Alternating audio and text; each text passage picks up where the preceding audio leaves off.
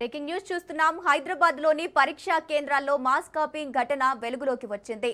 CSIR IICT నిర్వహించిన multi tasking staff రాత పరీక్షలో నిబంధనలు ఉల్లంఘించి మాస్ కాపింగ్ జరిగినట్లు ఆరోపణలు వచ్చాయి.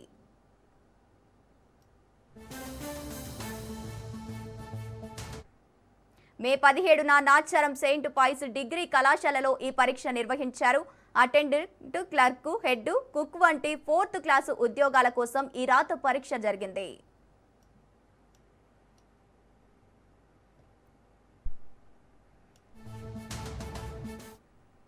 హైదరాబాద్లోని పరీక్షా కేంద్రంలో మాస్ కాపింగ్ ఘటన వెలుగులోకి వచ్చింది.